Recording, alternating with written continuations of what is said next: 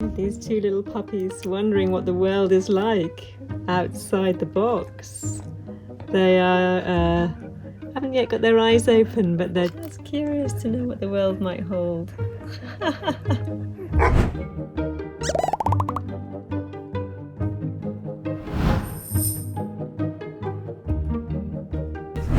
I'm sleeping here in the living room with her, and I'm on the sofa bed just to keep an eye on them for a little while.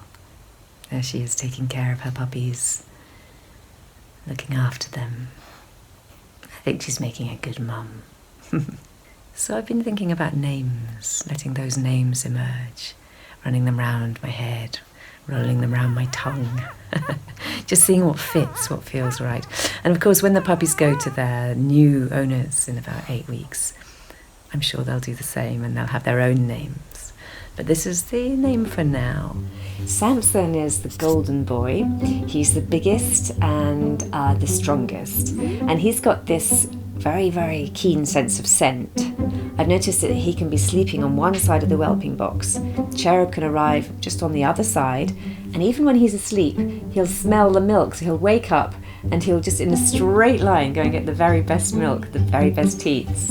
Samson is actually the lead star in an opera, but he's turned out to be the most vocal puppy. It's very funny. He's the one who's making little thingy noises in the background all the time. He's obviously so tired.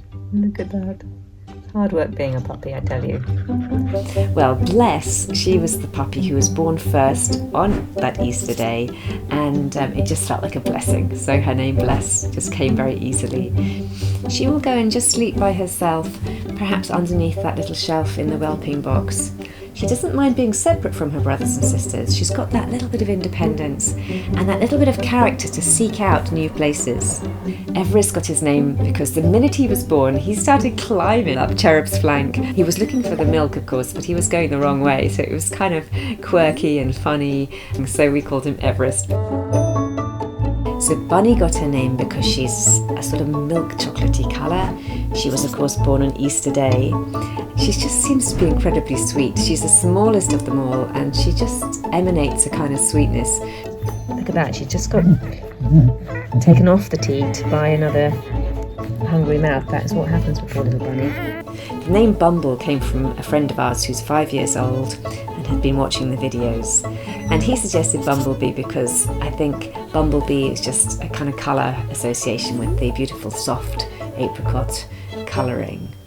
But I love it as a name, and let's wait and see what he's like. Is he going to be a busy little bee? I don't think so. Maybe he'll be a bit of a bumbler and bumble around. We'll find out. When this puppy was born, this is Loki, he had the most crinkly fur. And one of the things I noticed with Loki is he just came very directly towards me. He sought me out in a way that the other puppies, well, they sort of came towards me, but Loki seemed very intent on coming to me and sort of claiming me. And that, of course, won my heart. So he's the puppy I'll be keeping to be a companion with Cherub. So as I'm watching the puppies and looking at them emerging as little personalities, I'm letting that take shape. I'm letting that just form in its own time. I'm trying not to impose any ideas on them. And that's very much what we do when we meditate. So sometimes you'll be in the middle of a day or working or perhaps meditating, and you'll notice that something comes that just has a particular flavour. It might be a thought, it might be a feeling, but whatever it is, it has its own sort of background mood. If you pay some attention, you can find out what it's like. It can be very handy to just give it a bit of a name, to acknowledge it, say, this is what's here. That's a bit of a process. You might need to sit with it a little while, let it emerge. But as you do that, something magical happens, something else happens. You're not just naming whatever's there. You're spending time with it, and you're doing that in a kindly, curious way that's very settling.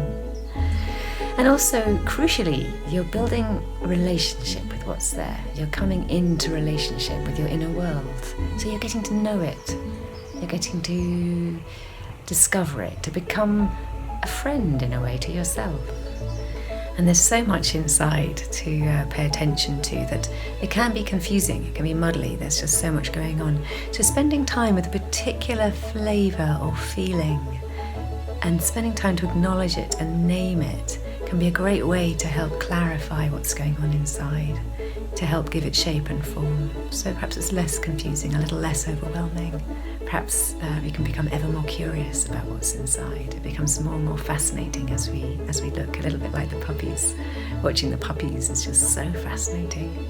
So meet the Valentine pack. These are the Valentine puppies because they were conceived on Valentine's Day and they were born on Easter Day. They're very special puppies, and I'm giving them all that surname. Cherub and I are really looking forward to seeing how these puppies emerge and what their personalities are like. And just as we can watch the puppies' personalities emerging, well, I hope you can enjoy exploring your own inner world and your own personality and just seeing what you're like with this kindly light of awareness.